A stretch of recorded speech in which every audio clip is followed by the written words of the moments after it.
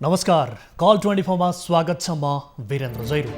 जनताको मतबाट निर्वाचित जनप्रतिनिधि आफ्ना नागरिकका लागि सुख दुःखका साथी हुन्छन्, तर जनताको पीर मर्का बुझ्नुको सट्टा जनप्रतिनिधिहरूमा अहमता देखिँदा समस्या बढ्ने गरेको छ। आफ्ना प्रतिनिधिहरूसँग जनताले सरकारी पारदर्शिता खोज्नु अधिकार हुन्छ, तर यही अधिकार प्रयोग गर्दा आफ्नै जनप्रतिनिधिबाट कुटिनु परेको प्रसङ्गले हाम्रा प्रतिनिधिहरू कति जवाफदेही छन् भन्ने प्रश्न भएको छ। सरकारी कार्यालयमा आफ्नो कामको विवरण माग्न जाँदा मोरङ उर्लाबारीका मेयर खड्क फागोले स्थानीयलाई कुटपिट गरेको गुनासो हामीसम्म आइपुगेको छ। उनको यो पहिलो घटना भने होइन। लकडाउनका बेला सडकमा निस्किएका सर्वसाधारणलाई कुटपिट गरेको प्रसङ्ग नसेलाउँदै प्रवीण बास्तोला मृत्यु प्रकरणको छानबिनमा पनि उनी विवादमा तानिएका थिए। पछिल्लो पटक आफ्नो कामबारे जानकारी लिन गएका एक सेवाग्राहीले मेयरको हातबाट कुटाई खाएको गुनासो हामीसम्म आएको छ। यो प्रसङ्ग आजको कार्यक्रममा उजागर गर्नेछौँ। विकास निर्माणमा लापरवाही यो आम समस्या नै बनेको छ। कहिले सरकारी कमजोरी त कहिले ठेकेदारको लापरवाही। यही कारणले विकास निर्माणका कामहरू अवरुद्ध हुने गरेका छन्। कतिपय त कमसल सामग्रीको प्रयोगले पनि निर्माणकै क्रममा विकासका आयोजनाहरू कमजोर हुने गरेका छन्। बर्दियाको सदरमुकाम गोलरिया र बारबर्दिया नगरपालिका जोड्ने बबई नदीमाथिको पुल 4 वर्ष बितिसक्दा पनि बन्न सकेको छैन, जहाँ स्थानीय नागरिकहरूले पुल नबन्दा शास्ति बेहोर्नु परिरहेको छ। 2074 सालमा बबई नदीमा आएको बाढीका कारण पुल भाँसिएको थियो। पप्पू कन्स्ट्रक्सनले निर्माण कार्य सम्पन्न गरेको पुल सडक डिभिजनलाई हस्तान्तरण हुन नपाउँदै भाँसिएको थियो। पुल सञ्चालनमा आउनुभन्दा पहिल्यै भाँसिएकाले पप्पू कन्स्ट्रक्सनले पुल निर्माण गरिदिने सहमति भएको सडक डिभिजनले जनाएको छ। तर निर्माण कम्पनीले पुल निर्माण गर्ने बताएको 4 वर्ष बितिसक्दा पनि पुल भने निर्माण हुन सकेको छैन। यो प्रसङ्ग पनि आजको कार्यक्रममा उजागर गर्नेछौँ। यस अलावा तपाईँ दर्शकहरूसँगको प्रत्यक्ष कुराकानीमा हामी जोडिनेछौँ।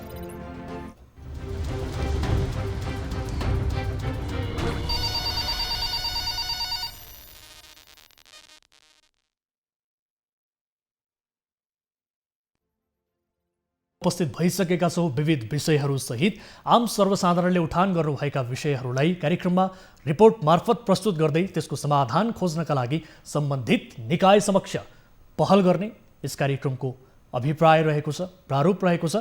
र कुनै आपद विपदमा पर्नु भएको छ, कुनै जिज्ञासाहरू छन्, कुनै पनि गुनासोहरू छन् भने तपाईँका गुनासोहरूको संवेदनशीलतालाई बुझेर हामी त्यसको समाधान खोज्ने प्रयास गर्नेछौँ। त्यसका लागि तपाईँले कार्यक्रममा प्रत्यक्ष रूपमा सहभागिता जनाउन सक्नुहुन्छ। टोल फ्री नम्बर 1660112424, एनसेल नम्बर 9801572424 र भाइबर नम्बर 9884011037 मा कल गर्न सक्नुहुन्छ। र कार्यक्रम अवधिभर टेलिभिजनको स्क्रिनमा यो नम्बर डिस्प्ले भइरहन्छ। कल गर्दा पैसा लाग्ने छैन र निर्धक्क निडर भएर आफ्ना समस्याहरू गुनासोहरू कार्यक्रममा राख्न सक्नुहुनेछ भन्दै यति बेला कोही दर्शक कार्यक्रमको सुरुवातमै हामीसँग जोडिनु भएको छ। उहाँसँग कुराकानी गर्छौँ। नमस्कार, को बोल्दै हुनुहुन्छ, कहाँबाट? हजुर नमस्कार, कहाँबाट को बोल्दै हुनुहुन्छ? नमस्कार, म गौरीगङ्गा नगरपालिका वार्ड नम्बर 4। यहाँको शुभ नाम? बलराम बास्कोटा हो। बास्कोटाजी, के समस्या पर्नुभयो?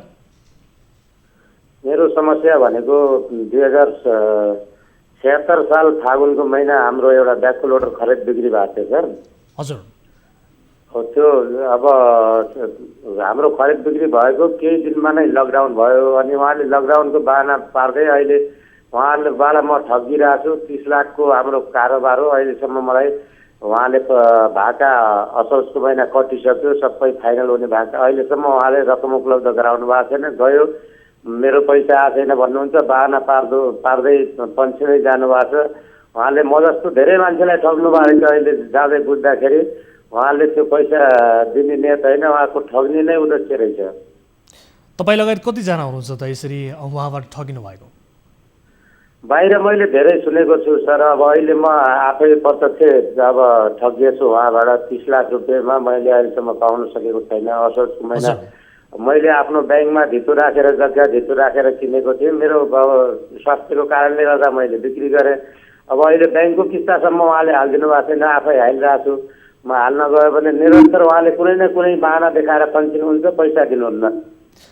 अनि तपाईँहरूले प्रहरीमा उजुरी गर्नुभयो त तपाईँ लगायत अन्य व्यक्तिहरू पनि प्रहरीमा ठगिनु मैले भएको बारे चौकीमा जानकारी मैले गराउनु। कुरा गर्दाखेरि लेनदेनको विषय चौकीले हेर्न मिल्दैन भन्नुभयो। हाम्रो गौरीगङ्गा नगरपालिकामा अस्थायी प्रहरी यसमा मैले गरेको थिएँ। अनि जानकी गाउँपालिका वार्ड नम्बर 9 मा पनि त्यहाँनिर चौकी छ, त्यहाँ मैले अब लिखित दिएको छैन। अब उहाँले लेनदेन चौकीले हेर्नै मिल्दैन, तपाईँ अदालत जानुहोस् भनेपछि अब त्यो सम्बन्धित चौकीमा मैले कुरा राखेँ हो, निवेदन लिनु भएन। त्यस्तो उहाँहरूले केही नगरेपछि अनि कसरी कहाँ राख्ने भनेर म पीडित भएर न्युज 24 मा मैले कल गरेर सम्पर्कमा आएको सर। ठिक छ बास्कोटाजी, तपाईँलाई ठग्ने व्यक्तिको नाम बताउनुहोस् त एकपटक, उहाँलाई हामी सम्पर्क गर्ने कोसिस गर्छौँ। सम्भवतः उहाँको नम्बर पनि तपाईँले पठाउनु भएको छ हामीलाई, उहाँको नाम बताइदिनुहोस्। उहाँको नाम नृपबहादुर भण्डारी हो। नेत्रबहादुर भण्डारी?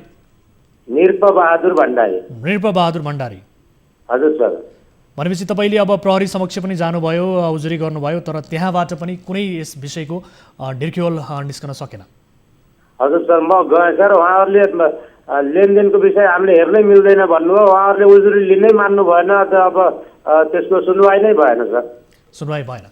हस्, हामी उहाँलाई सम्पर्क गर्ने कोसिस गरिरहेका छौँ। यद्यपि यस विषयमा अहिले भने तपाईँको आरोपका रूपमा मात्र हामी यसलाई ग्रहण गर्न सक्ने स्थितिमा छौँ, किनभने तपाईँको मात्र हामीले कुराकानी सुनेका छौँ र उहाँलाई हामी प्रत्यक्ष रूपमा जोडेर के हो यसको वास्तविकता बुझ्ने कोसिस हामी पक्कै पनि गर्नेछौँ। उहाँलाई हामी फोन गरिरहेका छौँ, तपाईँको समस्या समाधान होस्। त्यो वडाको वडा अध्यक्षको भाइ पनि हुनुहुन्छ, त्यहाँबाट सम्पर्क गरेर न्याय मागिदिँदा पनि हुन्छ सर।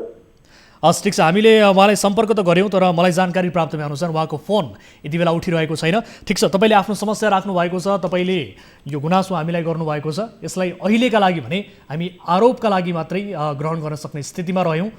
तपाईँलाई मद्दत गर्ने कोसिस हामी पक्कै पनि गर्छौँ। निर्गलमा पुर्याइदिनु होला र मैले गलत किसिमले आरोप भएको भए म त्यसको जे पनि तयार छु, तर एउटा ठगी भएको व्यक्तिहरूलाई न्याय दिनसम्म अन्तिमसम्म फलो गरिदिनु होला सर। हस्, ठिक छ, हामी कार्यक्रम सकिसके पछाडि पनि अफ एयरमा उहाँलाई टेलिफोन सम्पर्क गरेर के हो त यसको वास्तविकता बुझ्ने कोसिस गर्नेछौँ। अहिलेका लागि तपाईँलाई धेरै धेरै धन्यवाद। दर्शकहरू, कार्यक्रममा सहभागिता जनाउन सक्नुहुनेछ र तपाईँले आफ्ना समस्याहरूबारे हामीलाई बताउन सक्नुहुनेछ। हाम्रो हरसम्भव कोसिस रहनेछ तपाईँका ससाना समस्यालाई पनि हामी सम्बोधन गर्न सकौँ, त्यसको समाधान निकाल्न सकौँ। तर यद्यपि तपाईँहरूले राख्नुभएको गुनासो यदि कोही व्यक्तिप्रति लक्षित छ, कोही व्यक्तिलाई आरोप लगाइएका हिसाबले तपाईँले आफ्नो गुनासो राख्न खोजिरहनु भएको छ भने तपाईँको मात्रै कुरा सुन्दा हामी त्यसलाई जस्ट एउटा आरोपको रूपमा मात्रै ग्रहण गर्न सक्छौँ, किनभने हामीले दोस्रो पक्षको पनि कुरा कार्यक्रममा प्रत्यक्ष रूपमा सुन्ने गर्दै आएका छौँ। यो हाम्रो कार्यक्रमको प्रारूप पनि रहेको छ। त्यसकारण उहाँको यो भनाइलाई अहिलेका लागि भने आरोपका रूपमा मात्रै हामी ग्रहण गर्न सक्ने स्थितिमा छौँ। यद्यपि यसको वास्तविकता बुझ्नका लागि हामी कार्यक्रम सकिसके पछाडि पनि थप उहाँलाई टेलिफोन सम्पर्कमा ल्याएर हाम्रो टिमका साथीहरूले बुझ्ने कोसिस गर्नुहुनेछ र यसरी ठगिएका व्यक्तिहरूलाई हामी मद्दत गर्ने कोसिस पक्कै पनि गर्नेछौँ भन्दै अब यहाँहरूको ध्यान आकर्षण सम्भवतः म पहिलो विषयतर्फ गराउन चाहन्छु, तर यो रिपोर्ट केही बेरमा प्रसारण गर्नेछु र यति बेला कोही सर्वसाधारण फेरि हामीसँग जोडिने क्रममा हुनुहुन्छ। मलाई जानकारी प्राप्त भएअनुसार कुनै पनि समस्या पर्नु भएको छ भने तपाईँले हामीलाई सम्झन सक्नुहुन्छ। आफ्नो समाजमा भएका स्थानीय तहमा भएका गलत प्रवृत्ति, गलत गतिविधिहरू, विकृति, विसङ्गतिहरू केही छन् भने तपाईँले हामीलाई कार्यक्रममा प्रत्यक्ष रूपमा सहभागिता जनाएर आफ्ना स्थानीय तहमा भए गरेका यस्ता गलत प्रवृत्तिबारे, गतिविधिबारे जानकारी गराउन सक्नुहुनेछ। तपाईँ हामी मिलेर त्यसको समाधान खोज्ने कोसिस गर्नेछौँ र कुनै पनि गलत गतिविधिको उत्खनन गर्ने प्रयास गर्नेछौँ। यति बेला कोही दर्शक फेरि जोडिनु भएको छ। नमस्कार, को बोल्दै हुनुहुन्छ? हजुर, म डडेलधुरादेखि अमरगढी नगरपालिका। हजुर, अब यहाँ चाहिँ अब हाम्रो बाबुजीले यहाँको शुभ नाम बताउनुहोस् त। यहाँको शुभ नाम बताउन चाहनुहुन्छ भने बताउनु होला कृपया। मेरो नाम हजुर उमेश कैनी। उमेशजी, डडेलधुराबाट कल गर्नुभयो, के समस्यामा पर्नुभयो, के का लागि सम्झिनु भयो? यहाँ चाहिँ हजुर यो गुठी जमिन हामीसँग हाम्रो बाबुजीदेखि खाइराखेको। हजुर, अब यो डडेलधुराको उपरतर्फ क्षेत्र विकास समितिले चाहिँ अहिले आफ्नो नाममा गराइदिनु भनेर मुद्दा दिएको छ। हजुर, यसमा चाहिँ अब हिजो हामीले गएर सोद्धाखेरि अब यसको कुरा चाहिँ हाम्रो पालामा होइन, पहिलेदेखि हो भन्ने कुरो भइरहेछ। भन्नाले डडेलधुराको उग्रता र विकास समितिले यहाँहरूलाई के भन्यो भनेर भन्नुभयो यस विषयमा? यो चाहिँ उसले आफ्नो त्यो 2023 सालमा माग्छ र यो चाहिँ हामीले आफ्नो नाउँमा हाल्नुपर्छ भनेर हाम्रो उठीवास जस्तो हुने भइरहेछ। हजुर यसमा सर अब हामीले हिजो मिटिङ बोलाएको थियो, गएको थियौँ। उमेशजी, तपाईँले पर्टिकुलरली यो जग्गाको विषयमा आफ्नो समस्या राख्न खोज्नुभयो। वर्षौँदेखि त्यहाँ बस्दै आएको, उपभोग गर्दै आएको, तर अहिलेका लागि भने उग्रतारा विकास समितिले तपाईँहरूलाई हटाउन खोजिरहेको, उठीवास लगाउन खोजिरहेको भन्ने तपाईँको गुनासो हो? हजुर हजुर हजुर। कतिजना हुनुहुन्छ तपाईँहरू त्यहाँ यसरी बस्दै आउनुभएको? यो उग्रतारा समिति विकास समितिले अहिले जुन अवरोध गर्न खोजिरहेको छ, तपाईँहरू कतिजना हुनुहुन्छ? हजुर, हाम्रो अब लगभग 94-95 वर्ष भयो होला हजुर। अब बाजेको दिनदेखि नै खाएको। हजुर। अब त्यहाँ चाहिँ अब धनीवानीको जग्गा चाहिँ दर्ता भएको छ त्यही नजिकमा। हजुर। हाम्रो जमिन चाहिँ भएको छैन। हामी म लगायत लगभग 30-40 परिवारहरू होला सर। हामी 41 परिवार त्यहाँ बस्दै आउनु भएको छ, तर एकाएक अहिले भने समितिले तपाईँहरूलाई त्यहाँबाट उठ्नुहोस् भनेर के निवेदन दिएको छ अथवा तपाईँहरूलाई मौखिक जानकारी गराएको छ कि के छ अवस्था? हजुर, यो चाहिँ मुद्दा उहाँले चाहिँ अदालतमा दिनुभएको रहेछ। हजुर। यो जग्गा चाहिँ त्यही उग्रतारा क्षेत्र विकासको नाममा होस् भनेर। भनेपछि अदालतसम्म यो विषय प्रवेश गरिसक्यो? र हाम्रो पनि 2-4 जना साथीहरूले मुद्दा दिनुभएको छ। हजुर। र अब यसको लागि हिजो चाहिँ हामी त्यही उग्रतारा गएका थियौँ। यो हाम्रो अमरगढी नगरपालिका 7 मा हो सर। अमरगढी नगरपालिका वडा नम्बर 7 मा? 7 हजुर। 7 का बासिन्दाहरू हामी। हाम्रो कैनीटोल उसरी पार्की भन्छ सर। अनि अब तपाईँहरू वर्षौँदेखि त्यहाँ बसिरहँदा तपाईँहरूसँग यसको केही आधिकारिक कागजातहरू, लाल पूर्जाहरू केही बनाउनु भएको छ? केही छ तपाईँहरूसँग सुरक्षित कागजातहरू? त्यसो अब कसैसँग छ सर, कसैसँग छैन। अब खाना गुटी जमिन खाइरहेको छौँ। त्यो नभएका कारणले तपाईँहरूलाई समस्या भयो? हजुर सर। अब यसरी मन्दिरको जग्गा, गुठीको जग्गाहरू भनौँ, यो उग्रतारा समिति भनिसके पछाडि यो पक्कै पनि मन्दिर क्षेत्रको जग्गाको कुरा गर्नुभयो होला तपाईँले, हो होइन? हजुर, यो कस्तो छ भने सर, अब त्यो उग्रताराकै नजिकको जमिन चाहिँ अब पानी भन्ने सुनिरहेको छ, खासै त्यति हामीले बुझेको छैन होइन। हजुर। यो चाहिँ अमरगढी 7 भित्र हो। अब यो चाहिँ हामीले पुर्खौँदेखि खाइरहेको जमिन हो, हामीले जोतखोज गरेको। हजुर। अहिले पनि हाम्रै प्रयोगमा छ र अब यसलाई चाहिँ उनीहरूले मुद्दा लिएर त्यो छुटाउने प्रयास गरिरहेछन् सर। ठिक छ। अब उसो त अब कानुनी प्रावधान के छ भने म तपाईँलाई जानकारी गराइहालौँ। हुन त तपाईँलाई पनि जानकारी होला, यसरी सार्वजनिक जग्गाहरू, मन्दिर गुठीका जग्गाहरू कुनै पनि व्यक्तिले अतिक्रमण गर्न पाइँदैन, यो कानुन विपरीत हुन्छ भनेर भनिन्छ। तर तपाईँहरू वर्षौँदेखि बसेर यसरी आइरहँदा केही तपाईँहरूले भनौँ न, अब तपाईँहरूको पुर्खाको समयदेखि तपाईँहरू बसिरहँदा केही कागजातहरू बनाउनु पर्ने हो, अहिलेसम्म त्यो नबनाएको हिसाबले पनि तपाईँहरूले यसरी उठीवास लाग्नुपर्ने अवस्थाको अहिले तपाईँले सामना गर्नु परिरहेको होला। यसको सत्य तथ्य हामी बुझ्नेछौँ, पक्कै पनि उग्रतारा विकास समितिका पदाधिकारीहरूसँग हामी जोडिनेछौँ र तपाईँको जिज्ञासा जुन छ, गुनासो जुन छ, यसलाई सम्बोधन गर्ने कोसिस पक्कै पनि गर्नेछौँ। अहिलेका लागि भने समय र जानकारीका लागि म तपाईँलाई धेरै धेरै धन्यवाद दिन चाहन्छु। हजुर सर। दर्शकबिन, अब पहिलो रिपोर्टतर्फ यहाँहरूको ध्यान आकर्षण गराउन चाहन्छु। सरकारी कार्यालयमा आफ्नो काम के कारणले रोकियो वा किन हुन सकेन भन्ने विषयमा सोधपुछ गरेकै कारण स्थानीय नागरिकहरू जनप्रतिनिधिबाट कुटिनु परेको छ। मोरङको उर्लाबारी नगरपालिकाका मेयर खड्क फागोले कोरोना महामारी सुरु भएका बेला ठिक 1 वर्ष अघि सडकमा निस्केर जनतालाई कुटेका थिए। लकडाउन उल्लङ्घन गरेको भन्दै उनले सडकमै नागरिकलाई जथाभावी कुटेका थिए। जनता कुटेकै कारण चर्चामा आएका मेयर फागोको चौतर्फी विरोध समेत भएको थियो। त्यस्तै उर्लाबारीका प्रवीण बास्तोला मृत्यु प्रकरणमा असहयोग गरेको भन्दै मृतकका आफन्त र स्थानीयले मेयरको चर्को आलोचना पनि गरेका थिए। यो घटना सेलाउन नपाउँदै फागोले आम नागरिकको अगाडि सेवाग्राहीलाई निर्घात कुटपिट गरेका छन्। यो रिपोर्ट हेर्नुहोस्।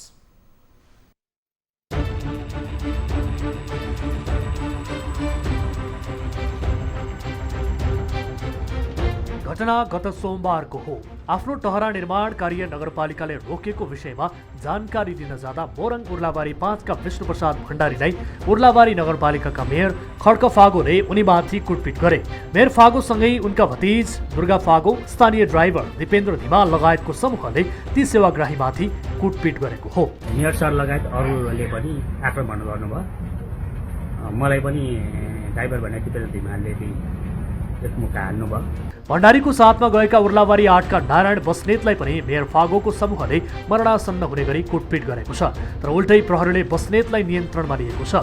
गत माघ 4 गते बिना कारण आफ्नो पक्की टहरो निर्माणको काममा अवरोध गरेको भन्दै भण्डारी त्यस विषयमा बुझ्न नगरपालिका कार्यालय पुगेका थिए। भण्डारीले निमित्त प्रशासकीय अधिकृत मुरारी घिमिरेको कार्यकक्षमा पुगेर आफ्नो काममा के कारण अवरोध गरियो भन्दै जानकारी माग गरेका थिए। घिमिरेले यस विषयमा मेयरलाई नै बुझ्नु भनेर पन्छिएपछि मेयरको कार्यकक्षतर्फ लाग्दै गर्दा 81 आफूमाथि दुर्गा फागो र ड्राइभर धिमालले प्रहार गरेको पीडित भण्डारी बताउँछन्। यसपछि सो घटनालाई साम्य पार्नुको साटो मेयर फागो आफै जङ्गिएर भण्डारी र बस्नेतमाथि निरन्तर लात्ता प्रहार गरेको प्रत्यक्षदर्शीले समेत बताएका छन्। मेरो आँखाको अगाडि म पनि अचम्म परेको छु। यस्तो यो घटनादेखि म आफै अचम्मित छु, जो अकल्पनीय छ। कतिसम्म भने निरन्तर कुटपिट भइरहँदा नगर प्रहरी र अन्य कर्मचारीहरू मुख दर्शक बनेको उनीहरूको आरोप छ। केही बेरपछि बस्नेतलाई उल्टै इलाका प्रहरी कार्यालय उर्लाबारीले नियन्त्रणमा लियो। मेयरको बचाउ गर्दै नगरपालिकामा आक्रमण गर्न आएको भन्दै निमित्त प्रशासकीय अधिकृत मुरारी घिमिरेको निवेदनका आधारमा नियन्त्रणमा लिएको प्रहरीले जनाएको छ। भण्डारीले प्रहरीमा उजुरी हाले पनि कुनै सुनवाई भएको छैन। गत पुस 4 गते उर्लाबारी 5 का प्रवीण वास्तोलाको रहस्यमय मृत्यु प्रकरणलाई साथ दिएको भन्दै मेयर फागोले छिमेकी समेत रहेका आफूसँग शत्रुता साध्दै आएको भण्डारीको भनाइ छ। सोही घटनालाई न्यायालयसम्म पुर्याउन भूमिका खेलेको भन्दै मेयर फागो नारायण बस्नेतसँग पनि असन्तुष्ट रहेको बताइन्छ।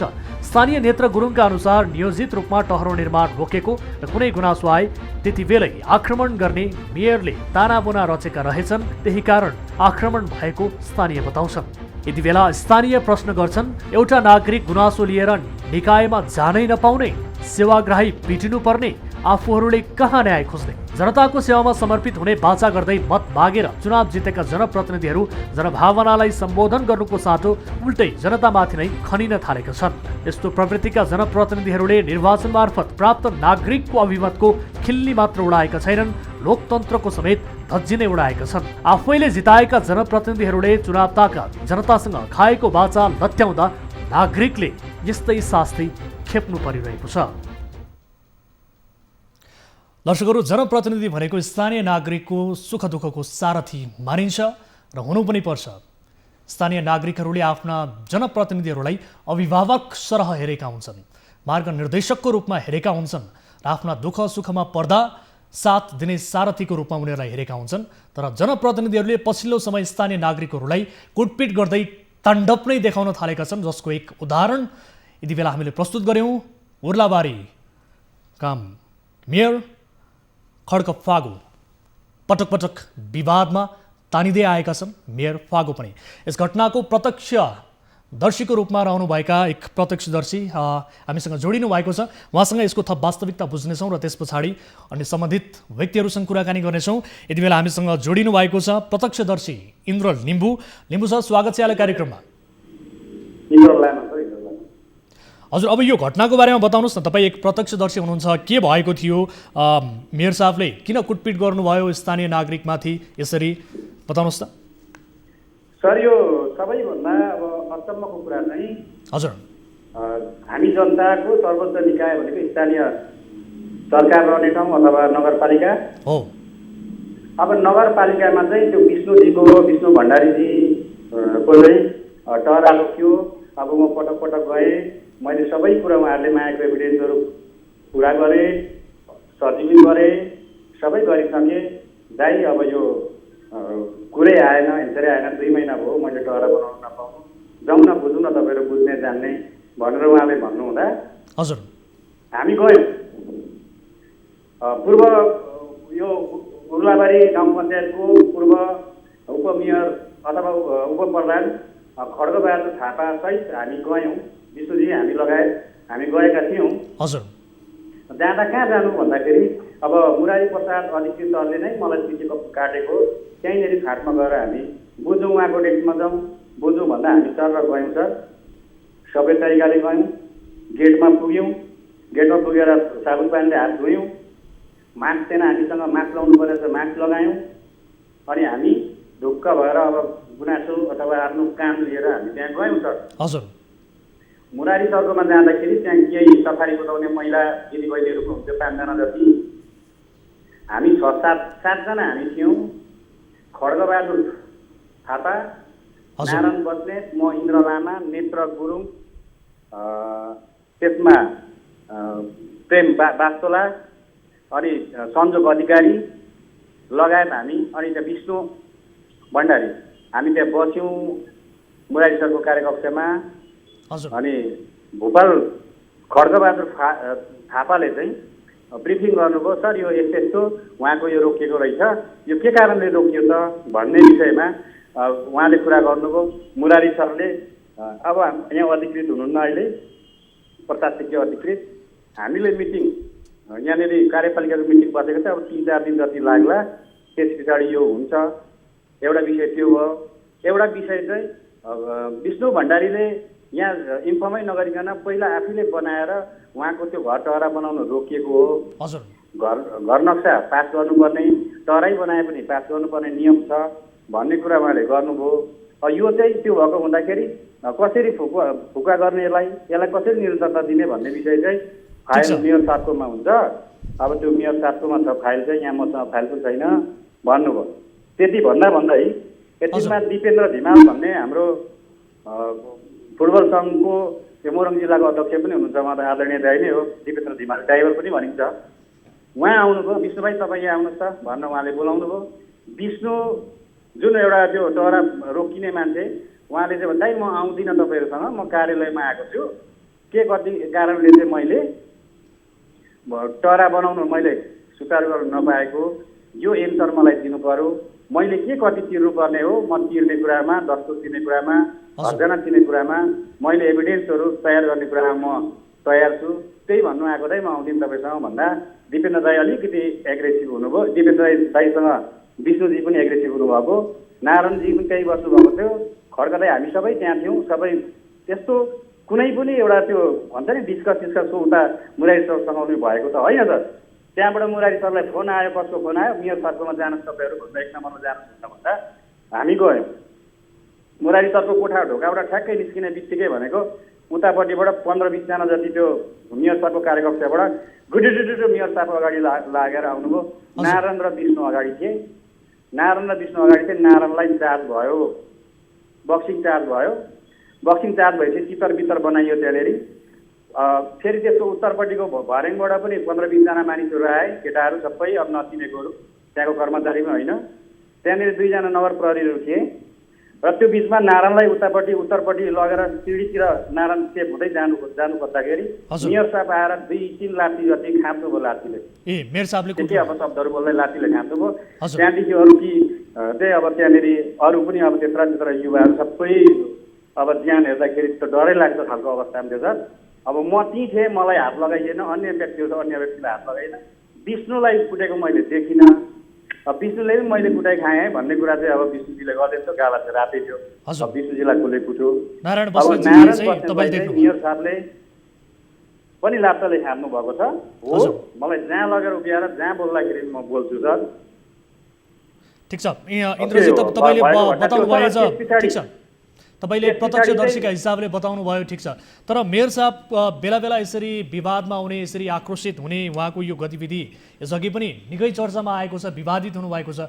यो किसिमको उहाँको व्यवहार आफ्ना नागरिकमाथि किन बढ्दो छ, यसका लागि तपाईँहरूले यसलाई कसरी लिनुभएको छ? तपाईँहरू स्थानीय नागरिक हुनुहुन्छ, त्यहाँको यस विरुद्ध तपाईँहरूले आवाज उठाउन किन सक्नु भएको छैन? किनभने त स्थानीय नागरिकका अभिभावक भनेको एउटा जनप्रतिनिधि, त्यसमाथि मेयर साहब, उहाँले आफ्नो नागरिकमाथि यस्तो व्यवहार गर्नुलाई लिएर तपाईँहरू मुखदर्शक बनेर किन बसिरहनु भएको छ?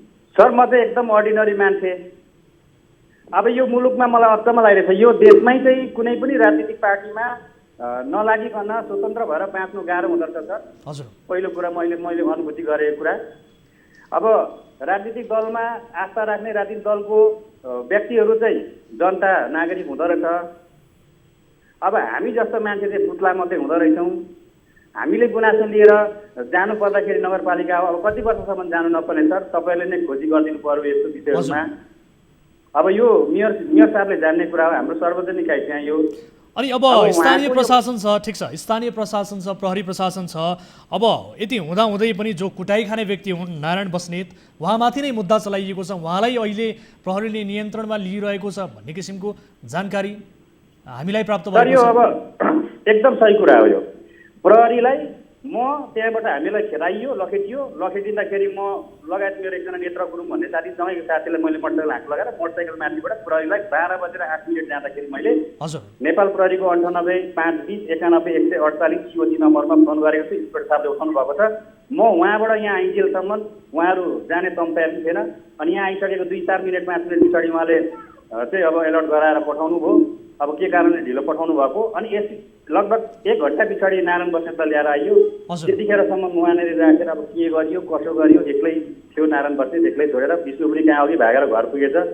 अब यहाँनिर प्रहरीलाई विष्णु जुन पीडित हो टहरा रोकेको विष्णुले पनि अब यहाँनिर दरखास्त लिएन। अहिले अन्तिममा उल्ट्याइएको रहेछ कुरा, यो कार्यालयमा भएको कुरा भनेर मुरारी प्रसादले चाहिँ अब यहाँ प्रतिवादी चाहिँ अब यहाँनिर नारायण बस्नेत हो, नारायण बस्नेत चाहिँ यहाँ सबै कुरो गरेको भनेर नारायण बस्नेतलाई कुटपिट भएको छ, निर्घात भएको छ, दबाईको नलाने स्थितिमा छैन सर। अब यहाँ दिएको छैन।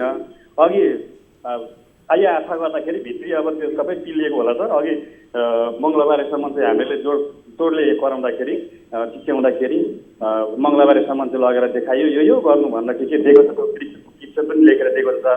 त्यो हामीले यहाँ लिएको पनि छौँ, आवश्यक परे त्यो हामी दिन्छौँ। तर एउटा मानवताको लागि एउटा मानव अधिकारलाई चाहिँ संरक्षण गरिदिनु पर्यो। यहाँ मानव अधिकारवादीहरू पनि हुन्छ, यहाँको राजनीतिक दलहरू पनि हुन्छ, यहाँको सबै नागरिक समाजहरू हुनुहुन्छ। आज किन मुख दर्शक भएर बस्नुहुन्छ, त्यो उहाँहरूले गर्ने कुरा सर। हामी त अर्डिनरी मान्छे, हामी अथवा म चाहिँ अब अर्डिनरी मान्छे सर, कुनै पनि पार्टीमा थिएन, स्वतन्त्र हौँ। स्वतन्त्र भएर बाँच्दाखेरि चाहिँ पुतला मात्रै हुँदो रहेछ। ठिक छ इन्द्रजी, तपाईँले यो घटनाको प्रत्यक्षदर्शी भएका हिसाबले तपाईँले यसबारे बताउनु भयो, थप वास्तविकता हामीलाई जानकारी दिनुभयो, दर्शकहरूलाई पनि यसबारे खुलस्त पारिदिनु भयो। यसका लागि यहाँलाई धेरै धेरै धन्यवाद दिन चाहन्छु। हस् सर, थ्याङ्क यू। दर्शकहरू, यस विषयमा हामी थप कुराकानी गर्ने कोसिस गरिरहेका छौँ। यति बेला प्रत्यक्षदर्शी इन्द्र लिम्बूसँग हामीले कुराकानी गरिरहँदा मेयर साहबलाई टेलिफोन सम्पर्क गरिरहेका थियौँ। यद्यपि उहाँको मोबाइल यति बेला स्विच अफ रहेको छ, स्विच अफ बताइरहेको छ। यद्यपि हामी प्रहरी प्रशासनसँग पनि कुराकानी गर्ने कोसिस यति बेला गरिरहेका छौँ। हाम्रो टिमका साथीहरू फोन सम्पर्क गर्ने कोसिस गरिरहनु भएको छ। जो कुटपिटमा परे तिनै व्यक्तिलाई यति बेला प्रहरी नियन्त्रणमा राखिएको छ। यसबारे हामी थप कुराकानी गर्नेछौँ, यस घटनाको वास्तविकता बुझ्नेछौँ। प्रहरीसँग पनि यति बेला हामीसँग जोडिनु भएको छ जिल्ला प्रहरी कार्यालय मोरङका प्रहरी निरीक्षक कुन्दन देव हाम्रो सम्पर्कमा हुनुहुन्छ। कुन्दन सर, स्वागत छ यहाँलाई कार्यक्रममा। धन्यवाद हजुर। अब हामी कुराकानी गर्न खोजिरहेका छौँ विशेष गरी मोरङ उर्लाबारी 5 का विष्णुप्रसाद भण्डारी सहित जो अन्य सेवाग्राहीहरू यति बेला उर्लाबारी नगरपालिकामा आफ्नो सेवाका लागि जाँदा त्यहाँ मेयर साहबबाट कुटपिट भए र तिनै मध्येका एक व्यक्ति नारायण बस्नेतलाई यति बेला यहाँहरूले नियन्त्रणमा लिनुभएको छ। यो घटनाको वास्तविकता के हो, यसलाई प्रहरीले कसरी लिएको छ, सबैभन्दा पहिले यहीबाट सुरु गरौँ त सर। यो घटनामा अब सेवाग्राही एकजनाको नगरपालिकामा काम थियो। हजुर, सेवाग्राही एकजनाको उहाँहरूसँगै। हेलो हजुर, सुन्दैछौँ सर, प्लिज। उहाँको कामको सिलसिलामा उहाँहरू पनि सँगै जानुभएको। हजुर। अनि जाँदाखेरि प्रशासकीय अधिकृत सायद बिदामा या काम विशेषले बाहिर हुनुहुँदो रहेछ। अनि उहाँहरू चाहिँ एउटा अधिकृतजी हुनुहुन्छ मुरारीज्यू, उहाँको चेम्बरमा जानुभयो। चेम्बरमा गइसकेपछि काम किन भएन, उहाँको काम एकजना भण्डारीजी हुनुहुन्छ, उहाँको बारेमा उहाँहरूले सोधपुछ गर्नु। सोधपुछको क्रममा उहाँले जवाब दिनुभयो होला, के भन्नुभयो उहाँहरूको बिचको कुरो हो। अनि त्यसपछि चाहिँ त्यही विषयमा लिएर किन काम भयो यही सब कुरोहरू गर्ने क्रममा सायद चर्चाचर्ची भयो थियो। ठिक छ, त्यो काम किन भएन, के कामका लागि भन्ने विषयमा हामी पछि बहस गरौँला, पछि कुराकानी गरौँला सर, त्यो अर्को बाटो हो। तर आफ्ना नागरिकमाथि किन कुटपिट गरे, ठिक छ, आफ्नो नागरिकमाथि किन कुटपिट भयो र तिनै कुटपिटमा परेका व्यक्तिलाई प्रहरीले किन चाहिँ नियन्त्रणमा लिनुपर्ने अवस्था सृजना भयो, यसबारे बताउनुहोस् न सर। ठिकै छ। अनि त्यहाँ वाद विवाद हुँदाखेरि कार्यकक्षभित्र वाद विवाद हुँदाखेरि प्रहरीले खबर आयो। हजुर। प्रहरीले खबर आइसकेपछि हामी रिस्पोन्स गर्नुपर्ने हिसाबले तुरुन्तै हामीले प्रहरी पठायौँ। प्रहरी पठाइसकेपछि उहाँलाई हामीले त्यहाँबाट लिएर आयो। उहाँहरूको भनाइअनुसार उहाँले नै यो विवादहरू सिर्जना गर्नुभएको भन्ने हिसाबले हामी कहाँ हजुर हामीलाई जानकारी भयो। त्यसपछि हामीले उहाँले लिएर आयो। लिएर आइसकेपछि सम्बन्धित जुन अधिकृतजी हुनुहुन्छ हजुर उहाँले डायरी दिनुभयो। मेरो कार्यकक्षमा आएर मलाई अपमान गर्ने हिसाबले गाली बेइज्जती र विभिन्न किसिमको ढाक धम्की दिनुभएको हुँदा आवश्यक कारवाही गरी पाऊँ भनेर जाहेरी दिनुभयो। हजुर जाहेरी दिइसकेपछि हामीले अवैध व्यवहारमा जाहेरी दिनुभयो। अवैध व्यवहारमा हामीले म्याथप गरेका छौँ। त्यति हो सर। अनि अब तपाईँले यति भनिरहँदा विशेष गरी तपाईँले जाहेरीका आधारमा उहाँलाई पक्राउ गर्नुभएको छ, मुद्दा पनि चलाउनु भएको छ सम्भवतः। अब यो भनिरहँदा जो भण्डारी हुनुहुन्छ पीडित विष्णुप्रसाद भण्डारी उहाँले पनि उजुरी हाल्नु भएको छ। उहाँको उजुरीको चाहिँ सुनवाई नहुने अनि मेयर साहबको दबावमा चाहिँ तपाईँहरूले उहाँलाई पक्राउ गर्नुभयो भन्ने आरोप पनि छन्। यसमा कतिको सत्यता छ? होइन, मेयर साहबको दबावमा होइन, यो कुरो क्लियर हुनुपर्छ सर। एउटा कर्मचारी अधिकृतज्यूले उहाँले दिनुभएको जाहेरी हजुर होइन, मेयर साहबसँग सम्बन्धित उहाँको कार्यालय हो, त्यो छुट्टै विषयवस्तु हो। तर एउटा कर्मचारीले जाहेरी दिनुभयो, हामीले जाहेरी लिदिएर मुद्दा दर्ता गरेका छौँ। अनि भण्डारीजीले दिनुभएको उजुरीको सुनवाई गर्नुभएको छ, यहाँहरूले उजुरी दर्ता गर्नुभयो? होइन, उहाँले ठाडो निवेदन दिनुभएको, उजुरी होइन, जाहेरी होइन, ठाडो निवेदन दिनुभएको हो। हजुर होइन, तर त्यो निवेदनको पनि सुनवाई भएन भन्नुहुन्छ? उहाँहरूसँग कुनै यो विषयमा कुनै विशेष संवाद भएको छैन। हजुर त्यति नै हो सर। अनि त्यस पछाडि अब उहाँले असुरक्षित महसुस गरेर यदि तपाईँहरू समक्ष आए भने, गुनासो गरे भने तपाईँहरू उहाँको गुनासोलाई सम्बोधन गर्न सक्नुहुन्छ? 100% हामी गर्नुपर्छ। किनभने यहाँनिर त गलत भयो नि। उहाँले जति बेला भन्नुहुन्छ, जुन हिसाबले भन्नुहुन्छ, हामी जान्छौँ, हामी गर्छौँ र गर्नै पर्छ हामीलाई। किनभने यहाँनिर गलत भएको छ भन्ने कुरा महसुस त तपाईँ पनि गर्नुहुन्छ होला। एज एउटा मानव भएका हिसाबले कुनै व्यक्तिमाथि, एउटा जिम्मेवारी पदमा रहेका व्यक्ति आफ्ना स्थानीय नागरिकमाथि मरणासन्न हुने गरी कुटपिट गर्नु, लात्ताले कुटपिट गर्नु, यो त अलिकति अशोभनीय भयो भन्ने तपाईँले पनि महसुस गर्नुभयो होला नि सर, होइन? होइन, त्यस्तो मरणासन हुने गरी हातपात त्यस्तो भएको होइन। हातपात त भएको छ, बिचमा विवाद भएको हो। हातपात भयो कि भएन सर? सामान्य हातपात पनि भएको होला। सामान्य भन्न मिलेन, हातपात भइसके पछाडि सामान्य त भन्नै मिलेन नि सर। हजुर हजुर हजुर हजुर हजुर। अब यो घटना कसरी अगाडि बढ्छ भन्नुहोस् त सर? तपाईँहरूको फर्दर के छ यसमा योजना? जो नियन्त्रणमा छन् ती व्यक्तिमाथि कसरी अनुसन्धान भइरहेको छ? कर्मचारीको कार्यकक्षमा भएको विवादको विषयमा उहाँहरूले जाहेरी दिनुभयो। हजुर अभद्र व्यवहारमा हामीले जाहेरी लिएर मुद्दा दर्ता गरिदिएका छौँ सर। आज 4 दिन भयो। हजुर त्यति मात्रै हो सर। अब फर्दर प्रोसेस चाहिँ के हुन्छ त? फर्दर प्रोसेस भनेर उहाँ चाहिँ बिरामी पनि हुनुहुन्छ। उहाँलाई हामीले उपचारको लागि पठाउँदैछौँ अहिले। यहाँको स्थानीय हस्पिटलमा उहाँको पुरानो बिमारीहरू उहाँको रहेछ। हजुर लङ्स रिलेटेड या अन्य के प्रब्लमहरू रहेछ उहाँको, होइन? हजुर त्यो प्रब्लम भइसकेपछि उहाँले मलाई यस्तो प्रब्लम भइरहेको छ भने पटक पटक त हामीले यो 4 दिनको दौरान 1 दिन हामीले हस्पिटल पठाएकै थियौँ, होइन? र फेरि उहाँले आज अलिकति प्रब्लम बढी भयो भनेर यहाँको स्थानीय हस्पिटलमा देखाउँदा उहाँले रेफर गरिदिनु भयो। अहिले चाहिँ हामीले कोशी हस्पिटल पठाउँदैछौँ। हामी कोशी अञ्चल अस्पताल विराटनगर हामीले थप उपचारको लागि उर्लाबारीबाट पठाउँदैछौँ। ठिक छ, हाम्रो कन्सर्न के मात्रै हो भने हो सर, विशेष गरी जो सेवा लिनका लागि गएका व्यक्ति थिए ती व्यक्ति अन्यायमा नपरुन्, प्रहरी प्रशासनलाई मेयर साहबले दबावमा राख्नु भएको छ भन्ने किसिमको जानकारी हामीलाई प्राप्त भइरहँदा र स्थानीयले पनि यो गुनासो गरिरहँदा र अन्य मानव अधिकारवादीहरू पनि यस विषयलाई लिएर नबोल्नु, उनीहरू पनि मुखदर्शक बन्नु, यस किसिमको अवस्था सृजना भइरहँदा एक व्यक्ति, एक सेवाग्राही अन्यायमा नपरुन्, हाम्रो कन्सर्न यही मात्र हो सर। समय र जानकारीका लागि यहाँलाई धेरै धेरै धन्यवाद। धन्यवाद धन्यवाद। दर्शकबिन, हामीले कुराकानी गऱ्यौँ यस विषयलाई लिएर। जिल्ला प्रहरी कार्यालय मोरङका प्रहरी निरीक्षक कुन्दन देव हाम्रो सम्पर्कमा हुनुहुन्थ्यो र हामीलाई जानकारी प्राप्त भएअनुसार, स्थानीयले दिएको जानकारी अनुसार आरोप के पनि छ भने मेयर साहबको पहुँच र दबावका आधारमा प्रहरीले उल्टै जो मेयर साहबको कुटपिटमा परे तिनै व्यक्तिलाई नियन्त्रणमा लिएर उनी विरुद्ध जाहेरी दिएर मुद्दा दर्ता गरिएको छ। यसरी एक सेवाग्राहीमाथि कुटपिट गरियो, त्यसमाथि उनैलाई प्रहरीको खोरसम्म पुर्याइयो। यो किसिमको अन्याय नहोस्, हामी यही चाहन्छौँ र मेयर साहबलाई टेलिफोन सम्पर्क गर्ने कोसिस गरेका थियौँ हामीले। विशेष गरी यस विषयलाई लिएर कुराकानी गर्न खोजिरहँदा र उहाँको पछिल्लो जुन यो विवादमा तानिएको जुन किसिमको यो फेहरिस्त छ पछिल्लो समय, विभिन्न घटनालाई लिएर यस विषयमा पनि हामी कुराकानी गर्ने कोसिस उहाँसँग गरिरहेका थियौँ। यद्यपि उहाँको मोबाइल यति बेला स्विच अफ बताइरहेको छ, उहाँसँग सम्पर्क हुन सकेको छैन। हामी यो विषयलाई पक्कै पनि फलोअप गर्नेछौँ, किनभने एक व्यक्ति जो सेवा लिनका लागि गएका थिए ती व्यक्ति अहिले प्रहरीको खोरसम्म पुग्नुपर्ने स्थिति सृजना भएको छ र मेयर साहबको व्यवहार बारम्बार यस किसिमको दोहोरिरहँदा हामी यसलाई खबरदारी गर्नका लागि पनि यो विषय फलोअप गर्नेछौँ भन्दै यति बेला कोही दर्शक हामीसँग जोडिनु भएको छ आफ्नो गुनासो सहित। नमस्कार, को बोल्दै हुनुहुन्छ? हजुर, म रामेछापबाट रोमन घिसिङ बोल्दैछु सर। रामेछापबाट यहाँको शुभ नाम के भन्नुभयो? रोमन घिसिङ बोल्दैछु। यहाँको आवाज अलिकति स्पष्ट सुन्न सकिएन, माफ गर्नुहोला। यहाँको नाम एकपटक फेरि बताउनुहोस् त। ए रोमन तामाङ। रोमन तामाङ भन्नु। हजुर सर। रोमनजी के समस्यामा पर्नुभयो, के का लागि सम्झिनु भयो?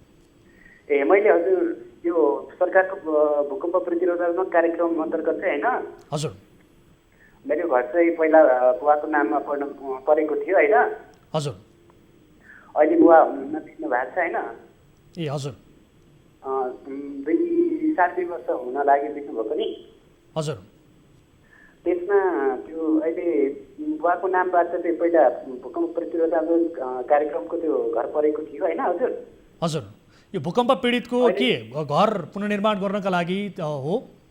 हजुर, गुनासोमा नाम निस्केको थियो ड्याडको नामबाट चाहिँ। ए अनि त्यो घर दर्ता चाहिँ तपाईँको बुवाको नाममा भयो र प्रक्रिया अनुसार पनि तपाईँको बुवाको नाममा त्यो पुनर्निर्माण हुने किसिमको कागजातहरू बन्यो? हजुर, बनेपछि निस्केको सर होइन। हजुर। पछि चाहिँ त्यो जिल्लामा त्यो जिल्ला त्यो जुन प्रतिरोधात्मक कार्यक्रम कार्यालयबाट चाहिँ हजुर बुवाको नामबाट घर बनाउन मिल्छ भन्ने कुरा आयो, त्यही छ मेरो गुनासो सर। अनि अब बुवाको मृत्यु भइसक्यो र अहिले नगरपालिकाले चाहिँ बुवा नै आउनुपर्छ भनेर भनिरहेको छ कि अथवा के तपाईँहरूलाई दिन खोजिरहेको छैन तपाईँहरूको नाममा? हजुर, बुवाको नामबाट मिल्दैन। के भन्छ नगरपालिकाले, के भन्छ? कुन नगरपालिका हो रामेछापको? रामेछाप नगरपालिका वडा नम्बर 5 अन्तर्गत पर्छ। वडा नम्बर 5 रामेछाप नगरपालिका वडा नम्बर 5 रामपुर। हजुर। अनि नगरपालिकाले के भन्छ, के भनिरहेको छ, के कुरा आवश्यक पर्यो भनेर भनिरहेको छ तपाईँहरूलाई पुनर्निर्माण गर्नका लागि? यो भयो भने चाहिँ पुनर्निर्माण गर्छौँ, नत्र हुँदैन भनेर यस्तो किसिमको केही भनेको छ? विस्तृतमा बताउनुहोस् त अलिकति। हजुर, किनभने अहिले उहाँ सरहरूसँग बुझ्दा चाहिँ होइन। हजुर। उहाँहरूसँग बुझ्दा चाहिँ बुवाको नाममा परेको बुवाको नामबाट नामसरी गरेर तपाईँहरूले बनाउनु मिल्दैन भन्ने कुरा गर्नुभएको छ। ए बुवाको नाममा मात्रै बनाउन मिल्छ, अब तपाईँहरूले चाहिँ बनाउन मिल्दैन भन्नुभयो? मिल्दैन। हजुर। अब यस्तो समस्या तपाईँहरूको मात्रै हो कि अन्य भूकम्प पीडितहरू जो हुनुहुन्छ अन्यमा पनि यस किसिमको समस्या देखिएको छ? के छ अवस्था? यतातिर लगभग त्यस्तो अरूको चाहिँ हामीले देखिरहेको मान्छेहरूको चाहिँ होइन सर। हजुर। बनाइरहेको छ नामसरी वडाहरूबाट सिफारिस लिएर एकदम कागजात मिलाएर बनाइरहेको छ, तर हाम्रो चाहिँ त्यस्तो भएको छैन। मात्र हाम्रो यही घर चाहिँ त्यस्तो अवस्थामा छ। हस्, ठिक छ। तपाईँले बडो गम्भीर विषय उठाउनु भएको छ, विशेष गरी भूकम्प पीडितको जुन। हजुर हजुर, के बताउन चाहनुहुन्छ? हजुर, यदि उहाँहरूलाई यदि मेरै घर हेर्नलाई पनि म एकदम तयार छु। मेरो घर चाहिँ एकदम ढल्किरहेको छ होइन। हजुर। एकदम बस्न एकदम गाह्रो नाजुक अवस्था जस्तै छ होइन। हजुर। तर अरूको तपाईँहरू बुवासँगै बस्नुहुन्थ्यो? तपाईँहरूको जोइन्ट फ्यामिली हो? हजुर, जोइन्ट फ्यामिली हो। जोइन्ट फ्यामिली हो। ठिक छ। हामी तपाईँसँग कुराकानी गरिरहँदा सम्बन्धित स्थानीय तहका जनप्रतिनिधिलाई पनि टेलिफोन सम्पर्क गर्ने कोसिस हाम्रो टिमका साथीहरूले प्रयास गरिरहनु भएको छ। एकपटक वडा नम्बर फेरि बताउनुहोस् त। हामीले मेयर साहबलाई टेलिफोन सम्पर्क गऱ्यौँ, उहाँको लागेन। वडा अध्यक्षज्यूलाई पनि हामी सम्पर्क गर्ने कोसिस गर्छौँ। वडा नम्बर बताउनुहोस् त एकपटक फेरि। वडा नम्बर 5 रामपुर। वडा नम्बर 5 रामपुर। हजुर। वडा नम्बर 5 रामपुरका वडा अध्यक्षज्यूलाई टेलिफोन सम्पर्क गर्नुहोला। हाम्रो टिमका साथीहरूलाई म अनुरोध गर्न चाहन्छु। र रोमनजी, अहिलेका लागि भने म तपाईँसँग छुट्टिन्छु। तपाईँको यो जिज्ञासा गुनासोको जवाफ हामी पक्कै पनि लिनेछौँ र तपाईँको जुन समस्या छ यसलाई समाधान गर्ने कोसिस हाम्रो तर्फबाट हुनेछ। समय र जानकारीका लागि तपाईँलाई धेरै धेरै धन्यवाद। दर्शकहरू, भूकम्प पीडितका विषयलाई लिएर पनि हामीलाई विभिन्न किसिमका गुनासोहरू आउने गरेका छन्। घर पुनर्निर्माण गर्ने सन्दर्भमा कतिले पाएको, कतिले नपाएको, कतिले किस्ताहरूमा पनि नपाएको बारे हामीलाई गुनासो गरिरहेका छन्। भनेअनुसारको सुविधा भूकम्प पीडितहरूले नपाएको किसिमका गुनासोहरू पनि हामीलाई बताइरहेका छन्। यति बेला हामीले सम्पर्कमा ल्याइसकेका छौँ भीमबहादुर तामाङ हुनुहुन्छ, हाम्रो सम्पर्कमा आउनुभएको थियो तर फेरि उहाँसँग सम्पर्क विच्छेद भएको मैले जानकारी प्राप्त गरेको छु। भीमबहादुर तामाङ हुनुहुन्छ, ब्राह्मेछाप नगरपालिका वडा नम्बर 5 रामपुरका हुनुहुन्छ। उहाँसँग हामी यस विषयलाई लिएर कुराकानी गर्ने कोसिस गर्दछौँ। वडाले अथवा स्थानीय तहले के कस्तो किसिमको कागजात आवश्यक रहेको छ भनेर भनेको हो, अथवा ती व्यक्तिहरूलाई जसको बुवाको मृत्यु भयो ती व्यक्तिलाई घर पुनर्निर्माण गर्नका लागि के कस्तो किसिमको प्रक्रियाहरू प्रोक्युरमेन्ट प्रोसेसहरू पुर्याउनका लागि नगरपालिकाले आग्रह गरिरहेको हो त, यसबारे बुझ्नेछौँ। यति बेला हामीसँग वडा अध्यक्षज्यू जोडिनु भएको छ भीमबहादुर तामाङ, हाम्रो सम्पर्कमा हुनुहुन्छ। वडा अध्यक्षज्यू, स्वागत छ यहाँलाई कार्यक्रममा। हजुर धन्यवाद। हजुर, अब तपाईँलाई जोड्नुको कारण विशेष गरी तपाईँकै वडाबाट एक स्थानीयले हामीलाई गुनासो गर्नुभयो, जसको नाम रोहन तामाङ, भूकम्प पीडित रोमन तामाङ, जो रोमन तामाङ उहाँ भूकम्प पीडित हुनुहुन्छ। उहाँको घर रामपुर र उहाँले भूकम्प का बेला जुन घर पुनर्निर्माण हुनुपर्ने थियो त्यो पुनर्निर्माण नभएको बारे गुनासो गर्नुभएको छ। विशेष गरी उहाँको बुवाको मृत्यु भयो, त्यसकारण तपाईँहरूको पुनर्निर्माण हुँदैन भनेर स्थानीय तहले भनिरहेको छ भन्ने किसिमको गुनासो गर्नुभएको छ। के हो तपाईँहरूको प्रावधान, के हो प्रक्रिया पुरा गर्नुपर्ने? यो चाहिँ नीतिगत रूपमा भूकम्प प्राधिकरणले चाहिँ सम्झौता गरि नसक्दै सम्बन्धित व्यक्ति बितिसकेपछि खारेज भयो भन्ने कुरा आयो होइन। त्यस पछाडि हामीले उहाँको सम्झौता गरिदिन नसकिने अवस्था थियो। अब उहाँहरू जोइन्ट फ्यामिली हो र उहाँकै छोराहरू, उहाँको त मृत्यु भइसक्यो, अब उहाँहरूले पाउनुपर्ने यति बेला घर भत्किरहेको छ भन्नुहुन्छ, त्यो अवस्थाबाट आफूहरू बसिरहेको गुजारा गरिरहेको भन्नुहुन्छ। सरकारले दिएको सेवा सुविधाबाट उहाँहरू वञ्चित हुनुभयो नि त यो हिसाबले त, होइन? उहाँको भूकम्प लाभग्राही उहाँको बुवा हुनुहुन्थ्यो, भीमबहादुर तामाङ हुनुहुन्थ्यो। म उहाँलाई राम्रोसँग चिन्दछु, मेरो आफन्त पनि हो, उहाँ बाहिर हो। त्यतिखेर उहाँले लाभग्राही जुन सम्झौता गर्नुपर्ने थियो सम्झौता गर्नु भएको थिएन। त्यसो भएको हुनाले पछि हामीले भूकम्प प्राधिकरण जिल्ला रामेछापमा चाहिँ अनुरोध गऱ्यौँ। यो लाभग्राही नै सम्झौता नगरेरै मृत्यु भइसकेपछि बनाउन मिल्दैन भनिसकेपछि नमिलेको हो। उहाँको एउटा बजारमा घर छ र एउटा घर चाहिँ माथि सादीको वडा नम्बर 8 को मानिडाँडा भन्ने ठाउँमा पर्छ। भनेपछि उहाँको मृत्यु चाहिँ सम्झौता नहुँदै भयो, त्यस कारणले उहाँले नपाउनु भएको हो? हजुर हजुर। यदि सम्झौता भइसकेको भए उहाँले पाउनुहुन्थ्यो, उहाँको छोराहरूले पुनर्निर्माण गर्न पाउनुहुन्थ्यो उहाँले पाउनुहुन्थ्यो। उहाँ छुट्टिनु भएको छैन। उहाँको 2 भाइ छोरा छ, एउटाको बिहे भएको सालै बुवा चाहिँ एक्सिडेन्ट भएको हो, सम्झौता गरिसकेका थिएन। हजुर, अब केही वैकल्पिक उपायहरू छ त तपाईँहरूका स्थानीय नागरिकहरू? वैकल्पिक उपाय त पछि फेरि गुनासोमा चाहिँ उहाँहरूको नामहरू टिकेर फेरि लगेको, त्यसको लागि चाहिँ गुनासो सुनवाईमा पनि उहाँको नाम चाहिँ आएन। हजुर, गुनासो सुनवाईमा पनि उहाँको नाम फेरि पनि आएन? हजुर। तपाईँहरूले केही समन्वय गरिदिनु भयो, केही पहल गर्नुभयो? किनभने उहाँहरू त वास्तविक भूकम्प पीडित हो, उहाँहरूले त पाउनै पर्ने हो। मेरो घरसँगै जोडिएको छिमेकी हुनुहुन्छ उहाँ, मेरो चाहिँ फुपूको छोरा हो उहाँको बुवा जुन मृतक हुनुहुन्छ होइन।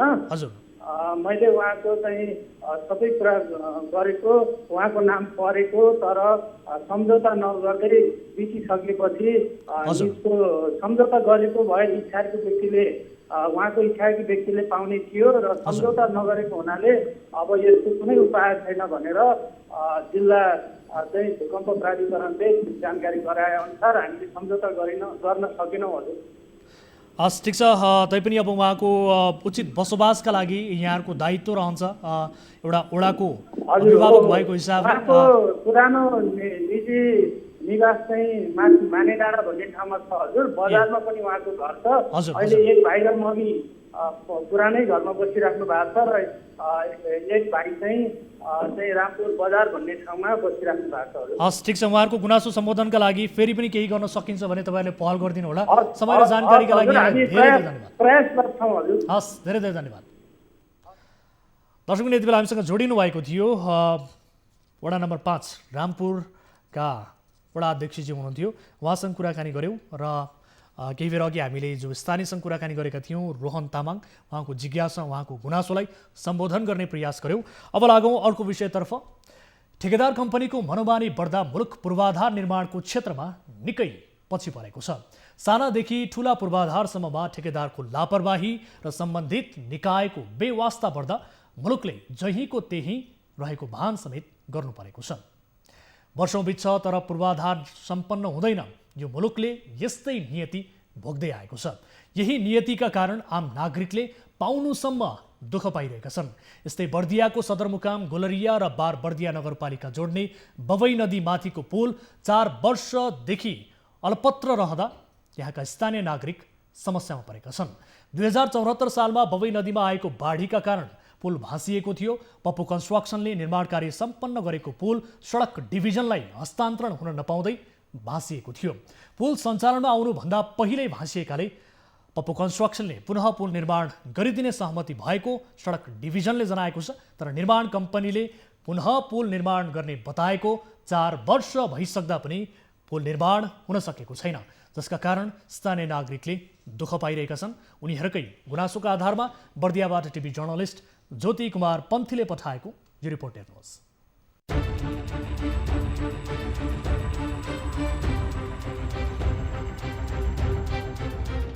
बर्दियाको सदरमुकाम गुलरिया र बारबर्दिया नगरपालिका जोड्ने बवै नदीमाथिको पुल भाँसिएको 4 वर्ष पुग्दा पनि पुनर्निर्माण हुन सकेको छैन। पुल निर्माणको जिम्मा लिएको पप्पू कन्स्ट्रक्सनले निर्माण गरेको पुल सडक डिभिजन कार्यालयलाई हस्तान्तरण नगर्दै भाँसिएको थियो। 2074 सालमा बवै नदीमा आएको बाढीका कारण पुल भाँसिएको थियो। दुई स्थानीय तह जोड्ने उद्देश्यले निर्माण भएको पुल निर्माणाधीन अवस्थामै भाँसिएपछि सवारी साधनहरू चल्न पाएका छैनन्, जसले गर्दा बारबर्दिया नगरपालिकाका स्थानीयलाई सदरमुकाम आउन समेत कठिनाई हुने गरेको छ।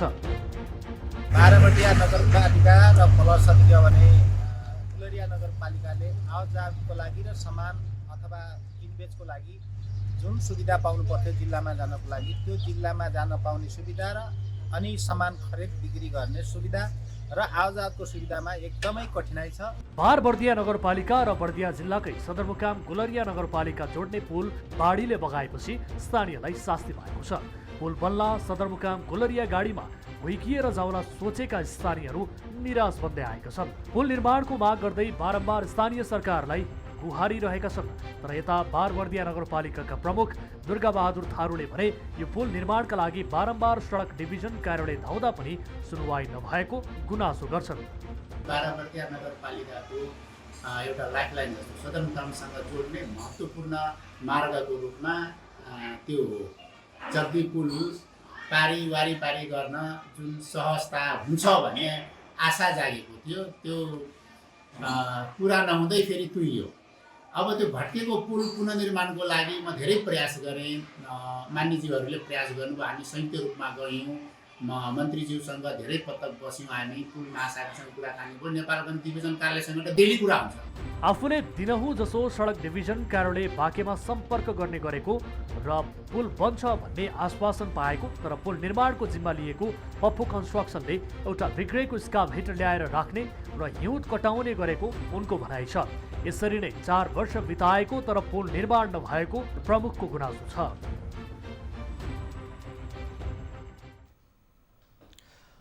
दर्शकहरू, करिब 500 मिटर लम्बाइ रहेको यो पुल जहाँ 16वटा पिलर मध्ये 4वटा पिलर बाढीका कारण भाँसियो, तर 24 करोडको लागतमा बनेको यो पुलको अवस्था जस्ताको त्यस्तै रह्यो।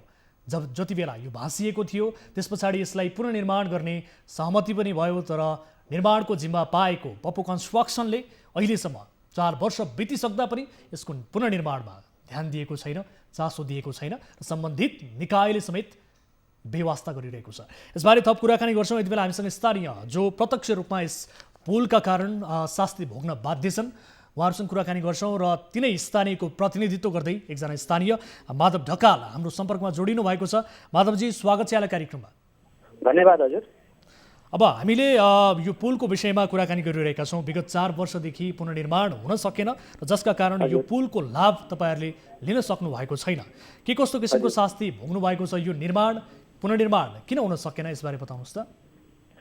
यो बडा गाह्रो छ सर। यो चाहिँ हामीहरू यो गुलरिया सदरमुकामलाई लगभग त्यो नदीले काखमा राखेको अवस्था हजुर छ र अनि त्यसपछि त्यहाँबाट एउटा ठुलो स्थानीय निकाय बाह्रबर्दिया र गुलरिया नगरपालिका बीचमा जोड्नको लागि त्यो अत्यन्त महत्त्वपूर्ण पुल जो लामो समयदेखि होइन लामो वर्ष समयदेखि जुन जनताहरूले त्यहाँको पीडा भोग्नु भएको थियो त्यो चाहिँ थोरै भए पनि राहत हुन्छ भन्ने चाहिँ एउटा अनुभूति गरिरहनु भएको अवस्थामा 81 जुन बाढीबाट पुल चाहिँ भत्कियो त्यसबाट चाहिँ त्यहाँको गुलरिया नगरपालिका र बाह्रबर्दियाका मानिसहरूले अत्यन्त दुःख भोगिरहनु भएको छ। अब म आफू पनि त्यो पारीपट्टि पढाउने एउटा शिक्षक भएका कारणले पहिला त्यतिखेर तात्कालीन अवस्थामा त्यो नदीमा बहुतै दुःख पाएका थियौँ। पुल बन्यो, खुसी भयो, एकदमै अत्यन्त खुसी लागेको अवस्थामा 81 पुल चाहिँ बनेको 1 वर्ष पनि नहुँदै पुल भत्किँदाखेरि अत्यन्त चाहिँ दुःख पाइएको छ। हजुर अब यो पुल पुनर्निर्माण पनि हुने भनियो, सहमति पनि भयो, निर्माण कम्पनीसँग सहमति पनि भयो। के कारणले बनाउन सकेन निर्माण कम्पनीले, के भन्छ तपाईँ स्थानीयहरूको जानकारीमा के छ अहिले? यो हामीले हाम्रो प्राप्त जानकारी अनुसार अब यो सडक विभागको चाहिँ हामीले एकदमै कमजोरी देख्छौँ होइन। अब यहाँको जनताहरू त कस्तोसम्म भइसकेका छ भने जनताहरूले यो पुललाई एउटा पर्यटकीय क्षेत्रको रूपमा चाहिँ विकास भइरहेको जस्तो, कस्तो पर्यटकीय क्षेत्र भन्दा भत्किएको पुल हेर्नको लागि मन्त्रीहरू सांसदहरू होइन त्यहाँ चाहिँ मन्त्रीहरू आउने होइन अनि त्यसपछि अब ठुला ठुला मान्छेहरू मन्त्रालय विभागहरूबाट आउने, हेर्ने, जाने होइन, बनाउने भन्ने होइन अनि त्यसपछि चाहिँ पुनर्निर्माण हुन्छ भन्ने। तर चाहिँ निर्माण नभइरहेको अवस्थामा अब यो चाहिँ सडक विभागकै प्रमुख दायित्व र अब सरकारको प्रमुख दायित्व भएको जस्तो हामीले महसुस गरेका छौँ र यसको उहाँहरूको गैर जिम्मेवारीपना हो भन्ने हामीले चाहिँ सबैले हामीले अनुभूति गरेका छौँ। हजुर तपाईँहरूले सम्बन्धित निकायमा जानुभयो त सडक डिभिजन जसले यसको निर्माणको अहम जिम्मेवारी निर्वाह गरिरहेको छ सडक डिभिजन कार्यालय? हजुर त्यहाँ पनि चाहिँ स्थानीय निकायबाटदेखि लिएर हामी सबै मान्छेहरूबाट त्यो चाहिँ पहल कदमी भएको हो। तर त्यसको जहिले पनि पुनर्निर्माण हुन्छ भनेर भन्ने आश्वासन प्राप्त हुने तर चाहिँ नहुने भइराखेको छ। हजुर स्थानीय सरकारको प्रतिक्रिया के छ? हुन त हामीले मेयर साहबको प्रतिक्रिया पनि टेलिभिजनमा दर्शकहरूलाई सुनायौँ। उहाँ आफै यो विषयलाई लिएर दुखित त पक्कै पनि हुनुहुन्छ, तर पनि यसका लागि भइरहेको प्रयास स्थानीय तहबाट के छ अवस्था? एकदमै स्थानीय निकायका मेयर साहबहरू अब होइन त्यसमा एकदमै दुखित हुनुहुन्छ किनभने उहाँहरूलाई पनि उहाँहरूले आफैले भोगिराख्नु भएको छ, जनताहरूको समस्या पनि देखिराख्नु भएको छ। उहाँहरू चाहिँ एकदमै सिरियस हुनुहुन्छ यो सम्हालमा। तर चाहिँ यो एकदमै गैर जिम्मेवारीपना अब अहिले वर्तमान अवस्थामा सरकार होइन त्यो अब निर्गमन गर्ने निकाय जुन हो अब सरकार र चाहिँ यो सडक विभाग भनौँ। त्यसपछि अब विशेष गरेर अब सरकारलाई पनि भन्नु पर्यो। हजुर सरकारलाई पनि भन्नु पर्यो। अत्यन्त हामीलाई त अत्यन्त पीडा भएको छ, एकदमै समस्या भएको छ। हजुर हस्, हामी सम्बन्धित निकायका व्यक्तिहरूसँग पनि कुराकानी गर्ने कोसिस त पक्कै पनि गरिरहेका थियौँ, आगामी कार्यक्रममा पनि गर्नेछौँ। अहिलेका लागि तपाईँले जुन जानकारी गराउनु भयो यसका लागि धेरै धेरै धन्यवाद सर। धन्यवाद सर, धन्यवाद। दर्शकहरू, यस विषयमा हामी सम्बन्धित निकायका व्यक्तिहरूसँग कुराकानी गर्ने सोचमा थियौँ। अन्य जो व्यक्तिहरू हुनुहुन्छ सडक डिभिजन कार्यालय का पदाधिकारी जो व्यक्तिहरू हुनुहुन्छ उहाँहरूसँग कुराकानी गर्ने कोसिस गरिरहेका थियौँ, तर समय अभावका कारणले आजका लागि हामीले कुराकानी गर्न सकेनौँ। यो विषयलाई यहीँ थाती राख्छौँ र आगामी कार्यक्रममा फेरि यो विषयलाई फलोअप गर्नेछौँ, किनभने 24 करोड राज्यको लगानीमा निर्माण भइरहेको पुल अहिले काम न काजको बनेको छ। स्थानीयले दिएको जानकारी अनुसार त्यो अहिले एउटा पर्यटकीय क्षेत्र जस्तो बनिरहेको छ। मन्त्रीदेखि लिएर जति पनि नेताहरू छन्, अन्य जति पनि यसको जिम्मेवारी वहन गर्नुपर्ने व्यक्तिहरू हुन् यो पूर्वाधार निर्माणको, ती व्यक्तिहरूका लागि एउटा गएर त्यहाँ फोटोसोटो खिचाउने र त्यस पछाडि एउटा बनाउँछु भन्ने किसिमको वचनबद्धता प्रकट गर्ने किसिमको एउटा मेलो मात्र बनिरहेको छ भन्ने स्थानीयले स्वयं गुनासो गरिरहेका छन्। यो विषयमा सम्बन्धित निकायका व्यक्तिहरूसँग आगामी कार्यक्रममा कुराकानी गर्नेछौँ। आगामी श्रृङ्खलामा भन्दै आजका लागि कार्यक्रमबाट बिदा हुने समय भएको छ। कुनै आपद विपदमा पर्नु भएको छ, कुनै जिज्ञासाहरू छन्, कुनै पनि गुनासोहरू छन् भने तपाईँले हामीलाई हाम्रो टोल फ्री नम्बर 1660 011 2424, एनसेल नम्बर 98 015 7 2424 र भाइबर नम्बर 98 84 011 037 मा कल गर्न सक्नुहुन्छ। तपाईँका लागि हाम्रो 24 हेल्प डेस्क 24 घण्टा खुला रहनेछ र समाजमा भएका कुनै पनि व्यथिति, विसङ्गति र भ्रष्टाचारबारे विशेष जानकारी गराउनु पर्नेछ भने निर्धक्कका साथ जानकारी गराउनुहोला। तपाईँ हामी मिलेर समाजमा भएका त्यस्ता व्यथितिलाई कम गर्नका लागि, न्यूनीकरण गर्नका लागि सहकार्य गरौँ, यही भन्न चाहन्छौँ। हामी निरन्तर न्युजमा छौँ। नमस्ते।